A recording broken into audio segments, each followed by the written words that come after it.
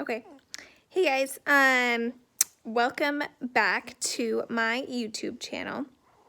This is the Renlee Grace Series. I don't know what blog this is. I always say that because I forget to check when I'm recording these things. But I'm sitting here feeding her, so I just thought I would start this vlog. I'm going to do this in probably a couple different clips. Obviously, we're not 39 weeks or 40 weeks anymore. She was born, so this is our birth story, and it was quite crazy. So I'm going to start at the beginning. On October 25th, it was a Friday, really off, just off. And shout out to Dustin, maintenance supervisor at work. He was very sweet. It was him and I at the end of the day. I didn't even know he was still at work. Usually it's just me at the end of the day. I'm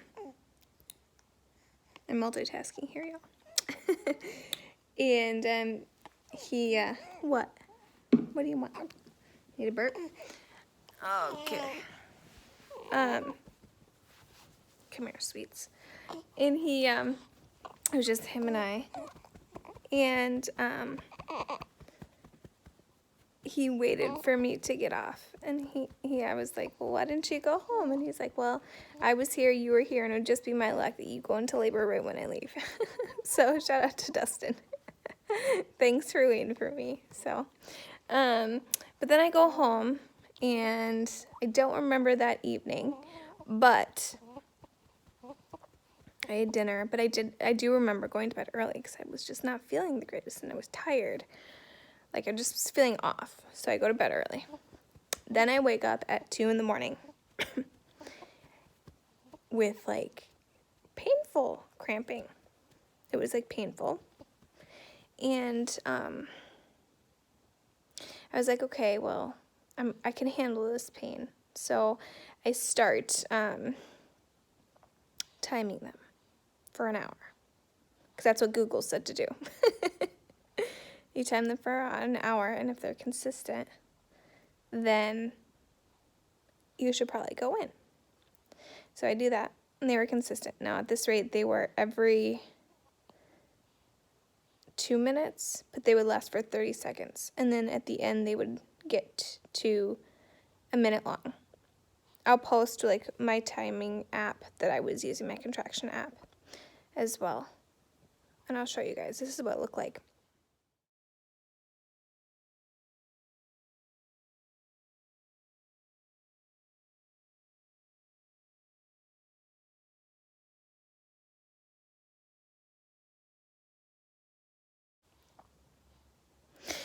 So then after, I was timing this for an hour, I decided, I had to go to the restroom. And for anyone who's watching this, by the way, if you don't like gross things, you probably shouldn't be watching this. So, because I'm just real, and I talk about everything that happened. So, I used the restroom, and I saw something in the toilet. And it was, like, gooey and brown. And I was like, well, haven't had this before. Oh, and at this rate, I haven't had, like, any bloody show. So, like, even on Friday when I was feeling off, like, I didn't have any bloody show, no other symptoms, like, just feeling off. So anyways, I go to the bathroom. This was, like, 3 in the morning. And it was, like, this gooey thing in the toilet. And then I wipe, and there was, like, these little brown things along with pee on the toilet paper. And I'm like, okay, this must be my mucus plug. So, oh, she's sleeping. So, I was like, okay, my contractions are consistent, and I think this is my mucus plug, so I'm just going to call the nurse's line and just make sure that this is if this is labor. So I called the nurse's line, talked with the nurse through it, and he had said that, yep, it's probably time to go in. So I was like, okay, let's do this. So I go in our room, and I wake up Coda, and it was so funny, because I wake him up, and he's like, last time I woke up like this was when you were telling me that you were pregnant. And when I woke him up this early in the morning, we were having baby, or going in to have baby. So we, being like the planner that I am, I had a list, and I was still going through contractions, and they were painful, but they were tolerable. So we get my list, and we start packing the rest of our stuff. Like I had to grab my makeup, and I had to grab my charger, I had to grab my pillow, my blanket. I had a list. It was all ready to go. And it made things super, super simple. So I'll do another vlog on like everything that I brought to the hospital too, for all you first-time moms. And everything that I brought you guys, like I used. It was amazing. Like some people say they overpack. I feel like I did not overpack. Like I used everything. So, but that's another vlog. So,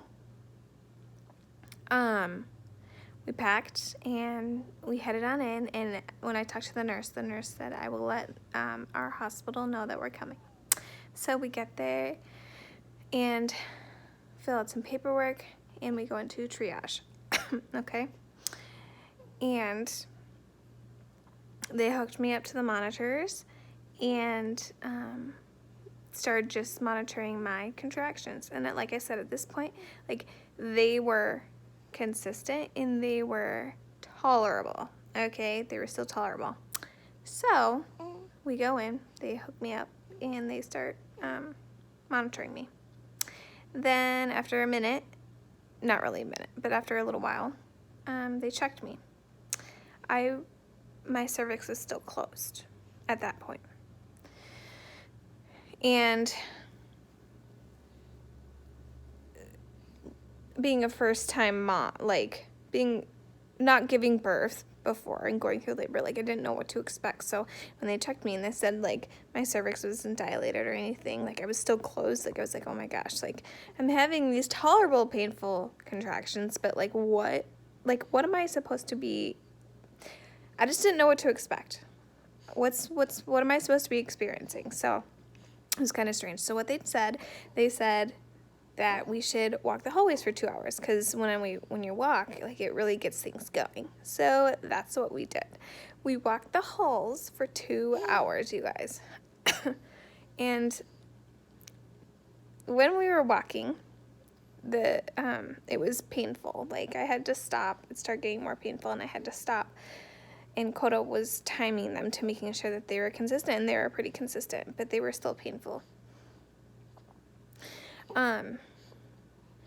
And at that point too, like I was hearing things like other women were, giving birth, and I was hearing, the noises that were being made, and I was getting really scared because I knew that it's gonna hurt, and I was gonna be going through the same thing. And Koda also thinks that all of the things that I was hearing kind of triggered my contractions too. So that's what made them worse, because some of them were longer, which were not fun. So anyways, after we walked 2 hours, we went back to get checked again, because you need to be actually dilated for them to admit you. Ooh. Sweetheart, what are you doing? Okay, so you need to be started to be, dilating for them to admit you. So we go back to triage to get hooked back up so they can start monitoring again, and then they also check me again. So at this rate, I don't know. It was like, sweetheart, what are you doing, honey? She loves laying on my chest. Okay, so at this rate, what time would it be? I don't know, like, we got there at 4:30 in the morning, probably like 7:30, 8 o'clock at this point. So we go back in, they hook me up, start monitoring me. My contractions are still pretty consistent, but they weren't like getting stronger. I was still in pain though, and I was so tired because I was up since 2 in the morning. So but the pain was tolerable. Then they checked me again, and I was not dilated at all. So at that point, I was getting discouraged because I didn't know what to expect. So doctor comes in and she said sometimes, there's such thing as false labor. So she said, I don't know if this is false labor or if this is turning into real labor at this point. So the best thing to do probably is to go home and see what happens. And they knew, that we were 40 minutes away. So that's why we decided to walk the halls for 2 hours and try to get things moving. But nothing was moving. So they sent us home. They prescribed me some Benadryl to help me sleep. So we picked that up too. It's okay. It's okay. 1 second. Okay. They prescribed me some Benadryl to help me sleep. So I picked that up. And then on the way home, oh my gosh, we were starving. So, we didn't eat anything. So we did, you guys. And I haven't had, for those of you that know me, I worked at McDonald's a long, long time ago. And I know how everything is made. And I haven't had McDonald's in years. But I didn't care. I was so hungry. And I knew we didn't have food at home because we were going to go grocery shopping that day. So we stopped off and I got a biscuit sandwich and hash brown and orange juice. And Coda got a bunch of other things. So we did. We stopped off at McDonald's, which is gross. But it was good. But it was gross. So did that. And then we got home, okay? But you guys, the contractions, the whole ride home, they were getting worse. They were getting stronger. And I was just excited to get home and get in the bath and pop these pills because I was tired, hungry, and I was in pain, okay? So I get home, I take the pills. Are you hungry?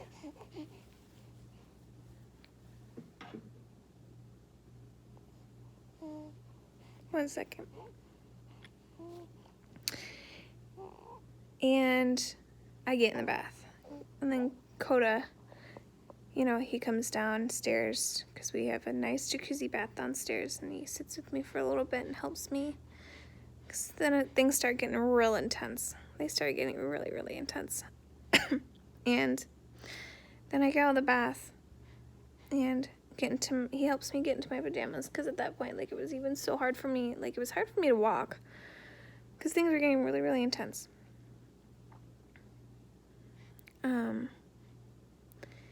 And he gets me into bed, and I was able to lay there, but I didn't sleep, you guys, at all, because these contractions were getting awful, very strong and intense. And like I said, going to be a first-time mom, you don't know what to expect when it comes to labor and delivery. So I took I was trying to manage the pain. And so I took 3 baths. I was getting in and out. And then I also tried taking a shower. Okay. Now I'm going to kind of back up a little bit. Through all this, Coda was communicating with my parents. And then he asked my parents to communicate with the siblings. Or our parents to communicate with our siblings. And so my mom and Al, they started heading down because they're, a few hours away from us. So they started heading down. And so, as of, like I had said, parents are heading down. And I took 3 baths and a shower or something like that to try and calm. I did this probably for 5 or 6 hours dealing with these contractions, and they were getting stronger and stronger. And being a first-time mom-to-be going through this. Like, I didn't know if this was real or not because they sent us home. Like, I was in so much pain, like, I couldn't talk.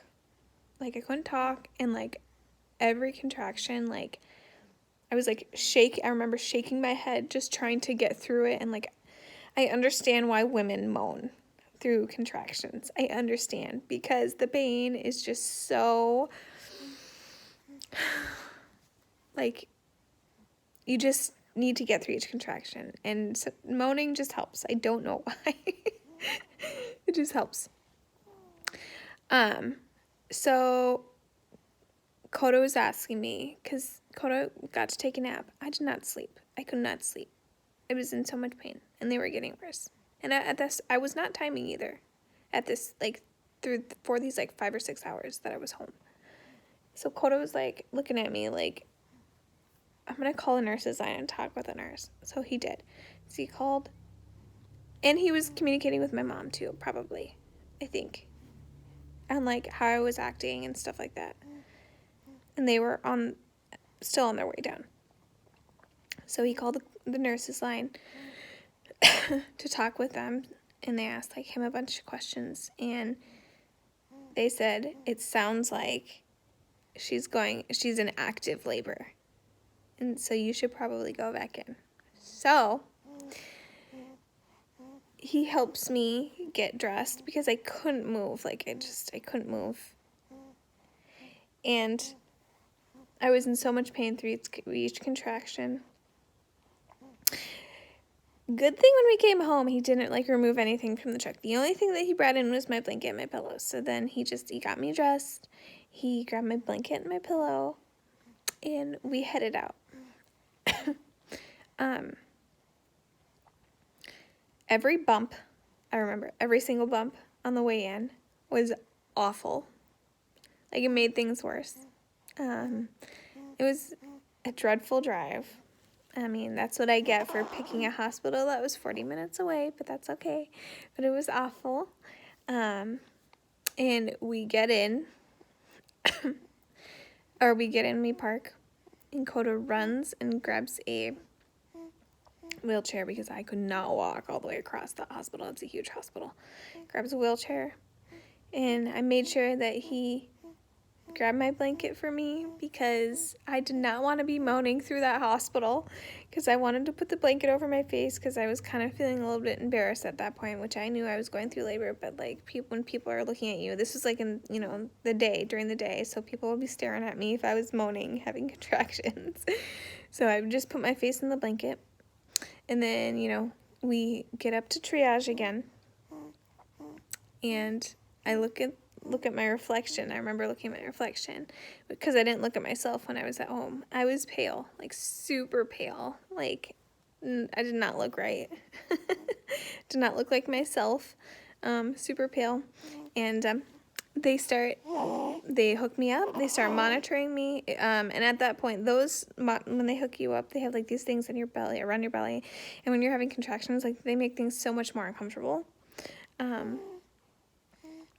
And yeah, it was not fun having those things on, but the contractions were really, really intense, and they start monitoring, and then they checked me right away, and I was 2 to 3 centimeters dilated, which at that point, like, I just started crying because I was so happy that I was actually dilated, because I knew that they were going to admit us because things were moving. Because if I wasn't dilated or things were moving and I was in that much pain, like, I didn't know, like, what the pain was going to actually be like. And if they were going to send us home again, like, then I'd have to keep going through all of that. So I just started crying because it was like a sigh, like, just relief to be actually dilated. So then Koda texted, all the parents to let them know, like, I'm 2 to 3 centimeters dilated. And things are progressing. So doctor comes in saying we're being admitted, and they ordered the epidural, and they asked if I wanted anything else. I think it's called nitrate, I don't remember, but it's laughing gas. So I could have laughing gas in between until we get the epidural. So I said yes. So, as we were waiting for the laughing gas, they did an ultrasound just to check on the baby. Everything looked good. She was head down. Little Renlee here. And then another nurse came in, and she was amazing. I'm not gonna say her name, but like a nurse came in with the laughing gas, and she like walked me through everything, and she was awesome. And basically, I didn't hear all the instructions. All I knew is that I needed some pain relief. And so when they gave me this mask to start inhaling this laughing gas, I did not hear the instructions on only use what you need. So I start huffing and puffing on this thing, okay? And I got a little bit too happy, and I think I liked it a little bit too much to the point where it took away my pain. But then I didn't know this at the time because the nurse didn't tell me, but Coda said that Renlee's heart rate dropped to like nothing, and I believe my heart rate dropped quite a bit too. So then they had to take it away from me and give me oxygen, and then our heart rate went back up. So Coda was a little bit scared. I had no idea what was going on because I was happy. And I was getting pain relief. So that nurse walked me through everything, kept me really calm, and I think I really enjoyed talking with her because, number one, I was happy, and she took the pain away. She was the first person to take the pain away. So shout out to you. I'm not going to say your name just to keep it, confidential, but you were awesome. Now, what was crazy is when her heart rate dropped, I was relaxed. My whole body got relaxed, and I was really, really happy. My water broke, like, as I was laying there, immediately. Okay? And there was, like, 2 gushes of water.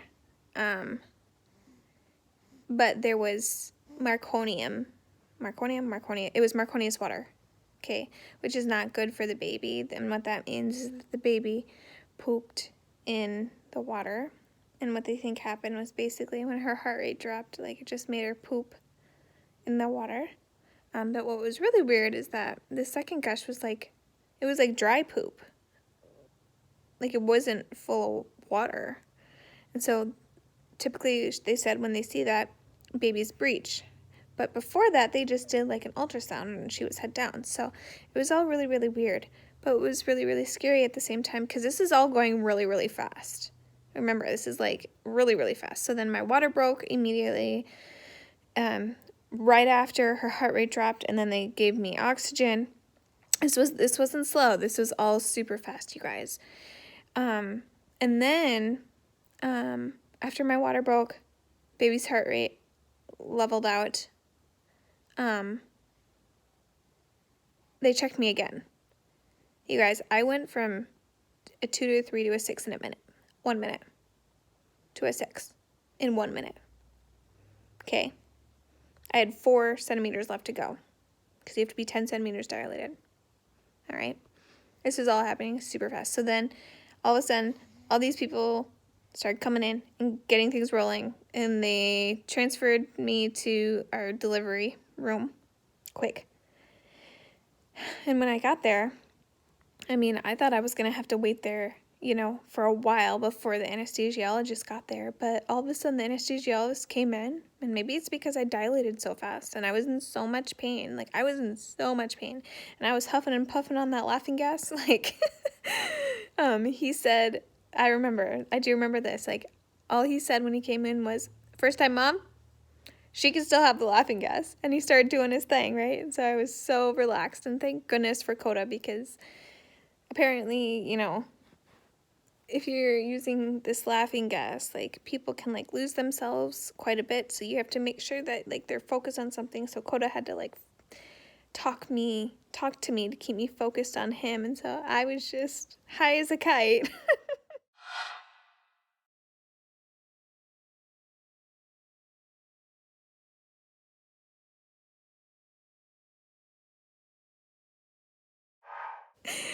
And then I was sucking on this thing, and then I had the anesthesiologist. He was awesome.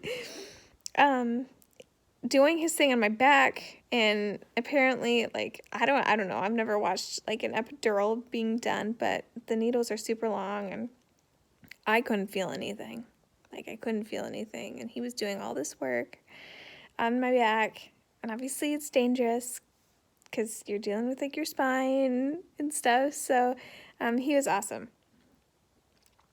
So once I got that, they took the laughing gas away, and the epidural started kicking in. And at that point, everyone could relax a little bit. Coda could relax. I started relaxing because the pain started going away.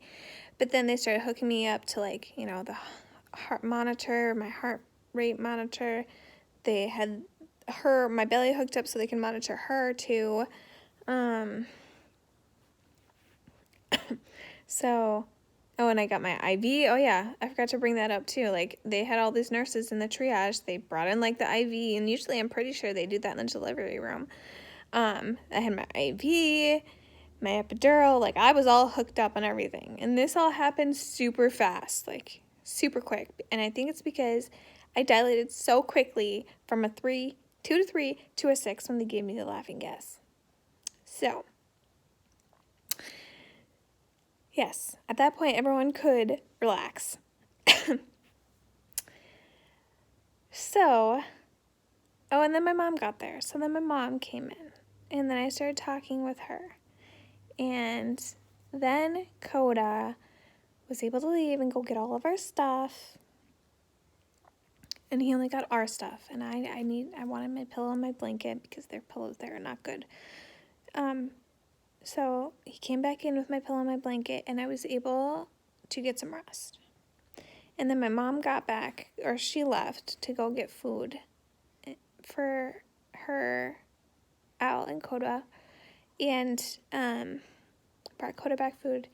And I was laying there resting, and apparently I think I was, like, really resting. I remember, like, still being, like, I felt like half awake because I heard them eating, but maybe I was sleeping. I don't know. But then the nurse came in, and they put the peanut ball, I don't know, I think that's what it's called, in between my legs to keep everything progressing. And at this point, I was numb, which is awesome. Like, the epidural was amazing. Took away all that pain, okay? And you guys have to remember, I'm pretty sure I labored at home for like 5 or 6 hours, naturally. So, having this epidural was amazing.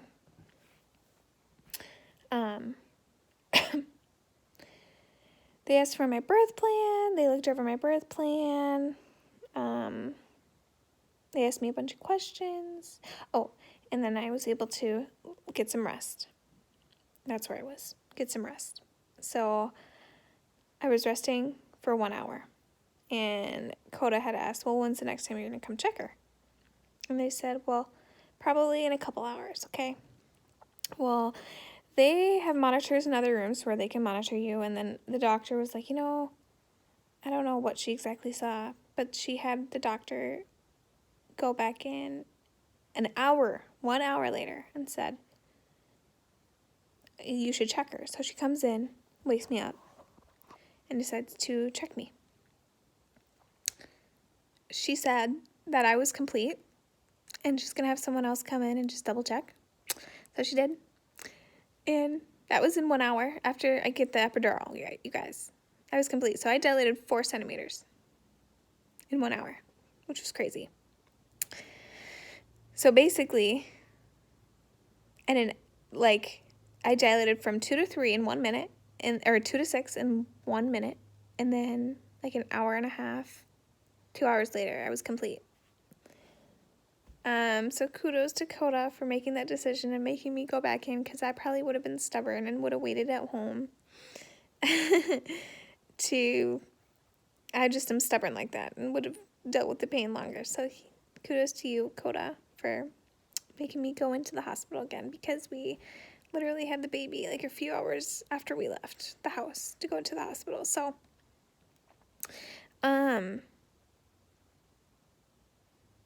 she had, okay, so checked me. She said I was complete. Had someone else come in and check me too. And also verified that it was, I was complete. She said, whatever you do, don't push, because she could feel the head, because she felt hair. And, so I didn't push, just waited. So all of a sudden, all these people, like, started suiting up with all, like, this mask and, like, their suits. And they said, we're going to do some practice pushes. So we did. We did, like, 3 practice push, or a couple practice pushes, just to make sure I was pushing right. And, basically, did some practice pushes, and she said, don't push anymore. I gotta go get so-and-so because she's gonna come out. Don't push. So I didn't push. I just laid there, and Coda's like, how you doing? And I was like, fine. I don't feel nothing. Because as of that point, I've only had my epidural for like an hour, so it was great. I didn't feel anything. So, and everyone was all like in their places. They had to have a few extra nurses in the room too because of the Marconius water. Just to make sure if she didn't start crying, then they would have to take her and do what they need to do. So I started pushing, and it was easy, like 3 pushes. They said that I'm a very, very good pusher. Like the most, like, amazing pusher that they have seen in a long while, which is awesome. So all the yoga, Katie Barton, really helped. I would suggest for anyone who's going through or who's pregnant to do yoga 1st and 2nd trimester at least, because it keeps your core really strong, which is important. So 3 pushes, and she was out. They said that the umbilical cord was absolutely beautiful.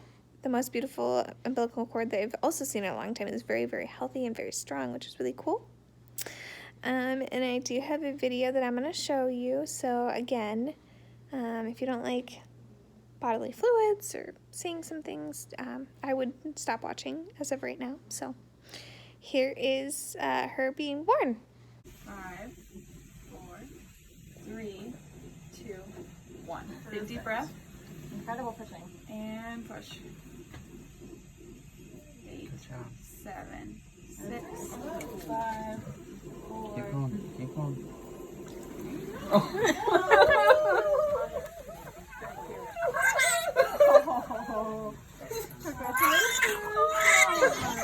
Okay, I'm just gonna spare some of it.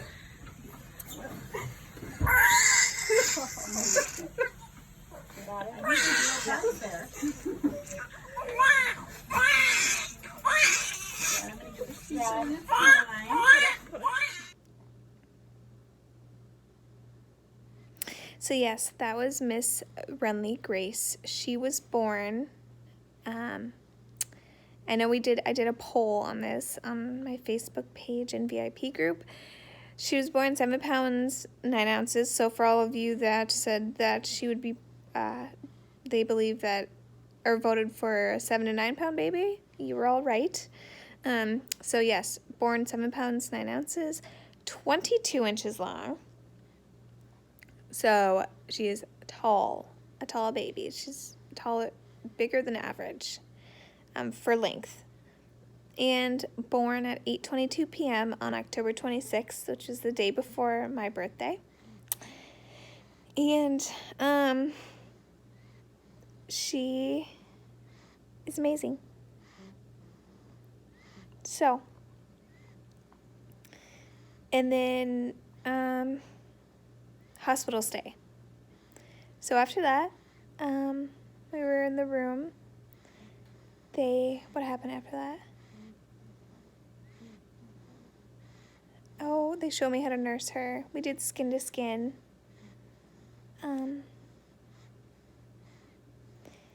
was, she had a couple diaper changes. We stayed in that room until that we could be transferred to postpartum room. They stopped the epidural, like they did a bunch of stuff too. They had to monitor me, obviously. I had to deliver the placenta. No, I did not look at the placenta because I didn't want to. Oh, they sewed me up too. I had first degree tearing. Apparently there's up to level 5 or 5th degree tearing. So I tore very, very little, which it felt like I tore quite a bit afterwards because you're healing. So they sewed me up where they needed to. And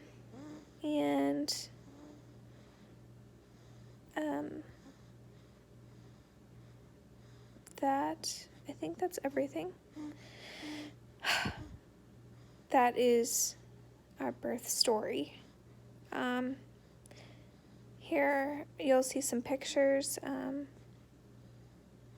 I'll talk about what I packed and why I packed everything and why I used everything that I packed. And I have some other topics later about, like postpartum and that kind of thing. So, but yes, that was our labor and delivery for Miss Renlee Grace. It was crazy, wild. Every birth story is unique, so that's why I really wanted to make sure I vlogged it. So, but all right, guys, here's to this vlog, the Renlee Grace Series, and till next time, I will see you on my next video. Bye, guys.